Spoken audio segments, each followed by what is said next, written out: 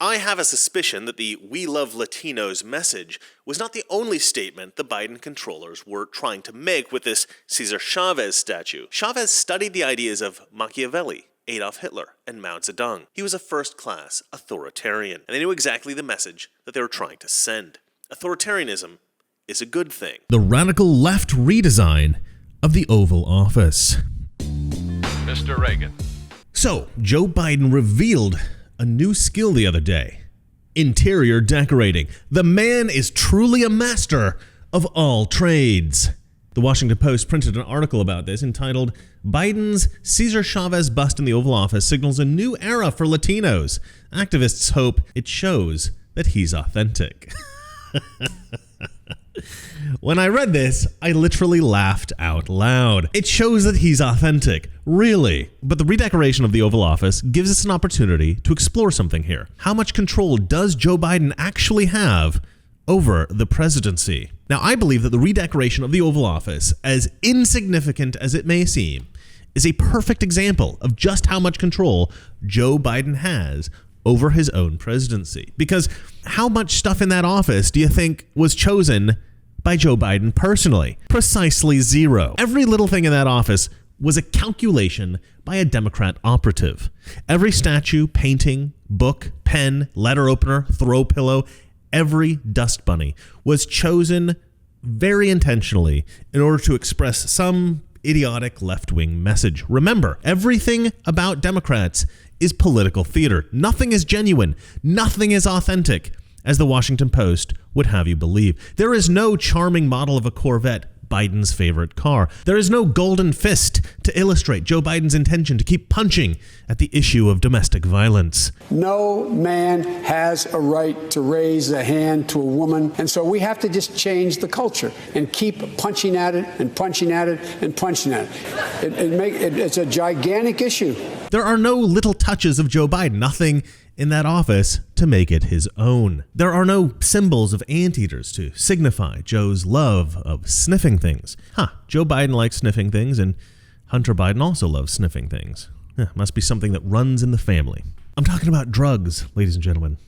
Hunter Biden likes to sniff drugs. All right, but let's get back to being a little bit more serious here. There are no little touches of Joe Biden, nothing in the office to make it his own, because it's not his own. It's the office of the people now, the People's Republic of America. Welcome to socialism, ladies and gentlemen. We no longer have a president. We have a puppet dictator, and the meticulously calculated decor of his Oval Office illustrates that perfectly. Some of the design choices send very clear and sometimes alarming messages. We'll look into all of it in one moment. First, I have to sell you something. Now, it's not often you get a gift for yourself in the holidays, is it? So how does a free 22-karat American Gold Eagle coin sound? To qualify, you have to take out a precious metals IRA or 401k rollover with Noble Gold. But it makes a lot of sense right now to keep your savings and investments safe. In case the worst happens, who knows what's going to happen in the next 4 years. And because Noble Gold has helped thousands of investors keep their retirement funds safe from Washington meddling, they can clearly walk you through your options with no hard sell. They can help you protect your savings and your investments. So call 877-646-5347 and get this special coin offer. But don't procrastinate. Act now. That's 877-646-5347. Again, 877-646-5347. And make sure you mention me, Mr. Reagan, when you call. Biden's people removed a bust of Winston Churchill just as Barack Obama did. Now, some people are saying that this is an offense to the UK. It's sort of like a dig or a slight to England, or But I'm not sure if I agree with that. I think that Biden is perfectly willing to have a good relationship with the UK, but the problem with Winston Churchill, and it really is a problem, is that he was a great leader. He's considered a great leader by just about everyone around the world. He was a great man, a great leader, and he was a conservative. And having the image of a great leader who's also a conservative, and a strong conservative, in that Oval Office, in anywhere in the White House, that's problematic for a Democrat. They can't have you believing that a conservative could possibly be a great man. It's petty, and it's weak, and it's sad, but that's the truth. But I'd like to pivot for a moment because I want to talk again about that bust of Cesar Chavez. This statue, right, has been placed in a very prominent position in the Oval Office. It's right behind Joe Biden's desk with the pictures of his family, pictures that Biden also didn't pick, I guarantee. So, man, this bust of Chavez, this is a statement. This is a message that Biden's operators really wanted to broadcast loudly. This is a message that says, we love Latinos. And why? Why does the left love Latinos so much? Well, considering that Biden has promised to give amnesty to 11 million illegal aliens, we can rightly assume that they're courting the Hispanic vote, and particularly the Hispanic immigrant vote. And if you want Hispanic immigrants to vote for you, having a bust of a popular Hispanic American hero, well, that seems like you really like Hispanics. You really care about them. It's almost as good as eating a taco bowl from your favorite Mexican restaurant. But here's the irony. Although Biden's handlers are trying to indicate that they love the immigrant Hispanic population with the bust of Cesar Chavez, actually, Cesar Chavez openly hated Hispanic immigrants. No joke. You see, the thing is, Chavez had a goal to increase the wages of Mexican-American farm laborers in the American Southwest. And Cesar Chavez understood that as illegal immigrants would sneak over the border and offer cheap labor to the farmers throughout California and Arizona, the men that he represented could not demand higher wages. Their bargaining power was reduced as the supply of cheap labor increased. Chavez was trying to help the Mexican Americans who were already here, the citizens. He knew that he needed to keep out the illegal aliens. This is precisely the argument that Republicans make today. However, Cesar Chavez took a much more sinister approach to solving this problem than we do. Cesar Chavez sent his union laborers down to the border between the U.S. and Mexico to physically assault anyone trying to cross the border illegally. That's not a joke. That's real-life history. They called these lines of laborers wet lines because those emerging from the Rio Grande would naturally come across soaking wet. Chavez's men would literally beat illegal immigrants to keep them from coming over the border. No joke. Cesar Chavez really hated illegal immigrants. Really good statue to have in your office there, Joe Biden. Way to tell Hispanic immigrants just how much you love them. But actually, it gets worse. Oh, it gets a lot worse. Cesar Chavez was not merely a union organizer. The man was, no question about it, a cult leader. Chavez convinced a wealthy Hollywood movie producer, Edward Lewis, to buy him an abandoned sanatorium, and he used that as his commune. Chavez called this commune La Paz. La Paz was patrolled by armed guards, and the union members who stayed at La Paz were required to wear their UFC union pins at all times, or else they would be fined.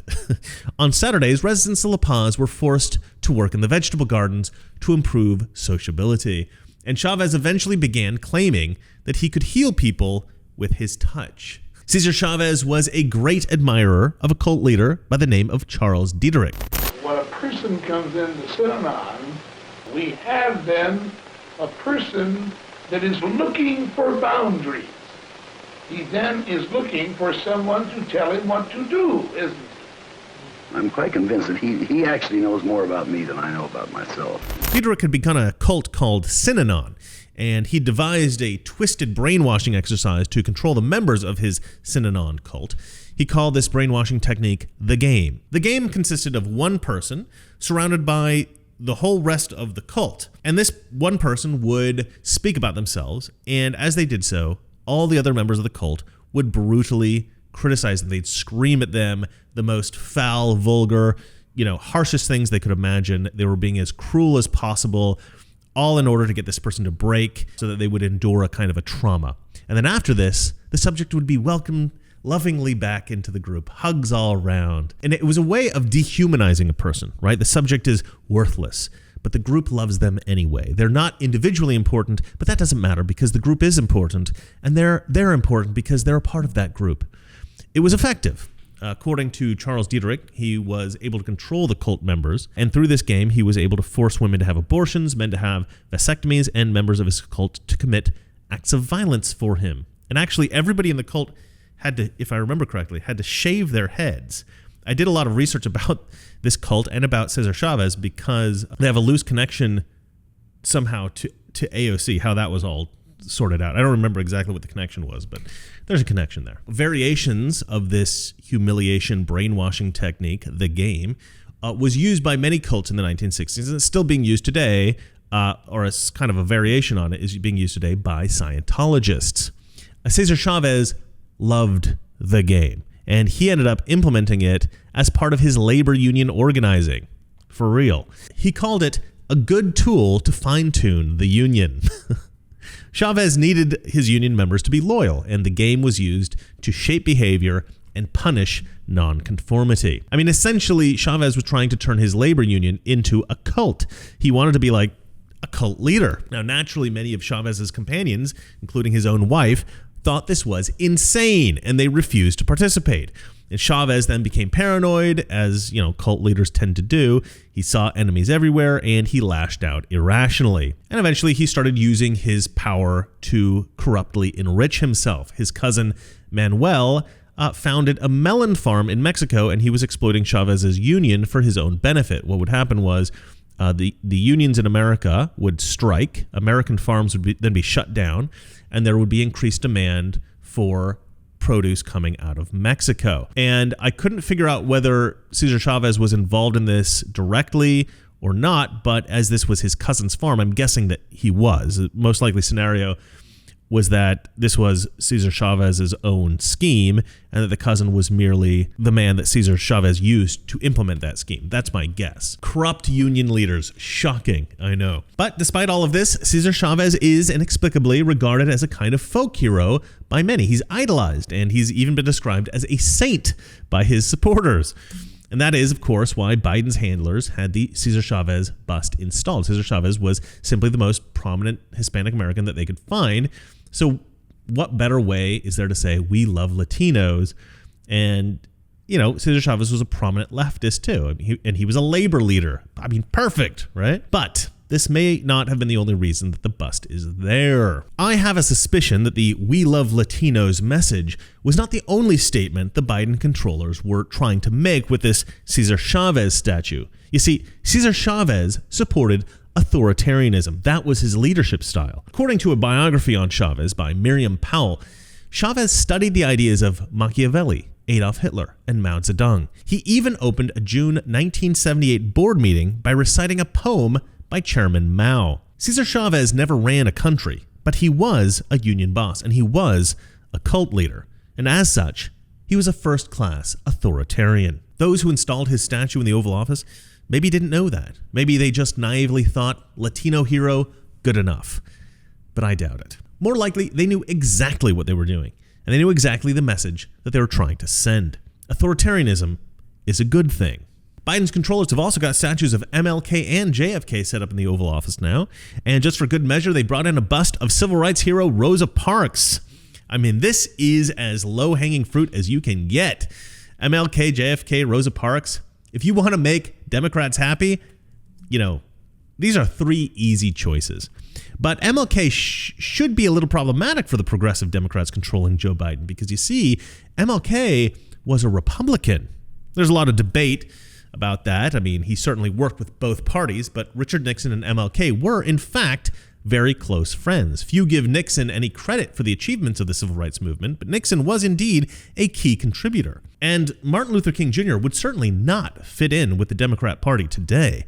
In 1958, Martin Luther King wrote a column in Ebony magazine in which he responded to a boy who wrote him the following: "I'm a boy, but I feel about boys the way I ought to feel about girls. I don't want my parents to know about me. What can I do?" King responded, "The type of feeling that you have toward boys is probably not an innate tendency, but something that has been culturally acquired. You're already on the right road toward a solution, since you honestly recognize the problem and have a sincere desire to solve it." What is this?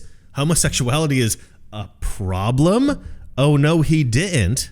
And what's worse, Martin Luther King doesn't believe homosexuality is innate. You mean he doesn't think all gays are, quote, born that way? Lady Gaga must be horrified at this monster.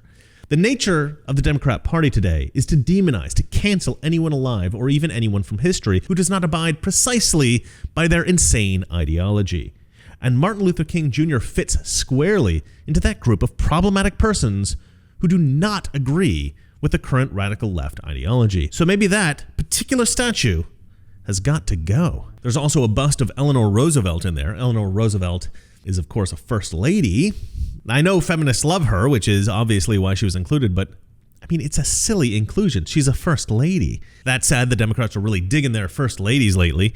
One of them was even nominated as the Democrat contender for president a few years back. That would be Hillary Clinton. Eleanor's husband, Franklin Delano, he has the largest portrait in the office, and this makes sense as he is arguably the father of the modern left in America. The Biden handlers also installed a statue of the statesman Daniel Webster. Daniel Webster has been noted as one of the greatest orators in American history. One of his speeches, his reply to Hayne, was regarded as the most eloquent speech ever delivered in Congress. We hold these truths to be self-evident. All men and women created by you know the thing. Maybe Biden believes that by having the statue in his Oval Office, some of Daniel Webster's oratory powers will magically be imbued into him. I don't know. The truth is, as I said before, none of this was Biden's choice. This is the work of Biden's handlers. The room has been transformed from the office of the president into an altar of the gods of the civil rights movement. And look, I'm cool with a bust of MLK in there. Donald Trump displayed a bust of MLK in his Oval Office. But MLK, Rosa Parks, Cesar Chavez, the Democrats really want you to know that they're really super not racist. Somebody has clearly never heard the expression, trying too hard. The truth is, Biden doesn't know who most of these people even are. I'll give him Benjamin Franklin. Biden grew up in Pennsylvania, so he probably knows who Benjamin Franklin is. When I originally saw that portrait there, I actually gave Biden credit. I thought maybe Joe Biden picked that one. Maybe he likes Benjamin Franklin for some reason. I don't know. But then I read about why it was there. Apparently, it's supposed to represent Biden's respect for science, in contrast to Trump's supposed rejection of science. So it's a very intentional dig at Donald Trump and something that Biden did not choose at all. Like everything else in the room, it's a calculated bit of decor. But the other busts, the other portraits, I doubt Biden could even identify Rosa Parks in a picture. Eleanor Roosevelt, he probably thinks it's a bust of one of his grandparents. And Cesar Chavez, come on, man. He has no idea who that is. You mentioned the name Cesar Chavez. Joe Biden thinks it's that little cartoon guy that says pizza, pizza. Pizza, pizza. The deputy director of Oval Office operations is a woman by the name of Ashley Williams, and she's been quoted as saying, "It was important for President Biden to walk into an Oval that looked like America and started to show the landscape of who he was going to be as president." That is an almost incomprehensible word salad, but I'll try to decode it. Basically, she's saying, we designed this office to be multicultural because that's what we value as Democrats, and we wanted to advertise that fact. Basically, she's acknowledging that this has nothing to do with Biden at all, and it's all about the Democrat vision for the country. To me, this is just more evidence that Biden is not the president. The president is now a conglomerate of various powerful parties negotiating and competing to shape public policy that will benefit them. Biden has merely been installed in order to implement these policies. Now, who are these powerful parties? I'll be delving into that in another video that I shall be posting very soon, so stay tuned for that. Well, that's it for me, and remember, it's not that our liberal friends are ignorant, it's just that they are communists. Good night. We're at war with the most dangerous enemy that has ever faced mankind in his long climb from the swamp to the stars. And it's been said if we lose that war, and in so doing lose this way of freedom of ours, history will record with the greatest astonishment that those who had the most to lose did the least to prevent its happening.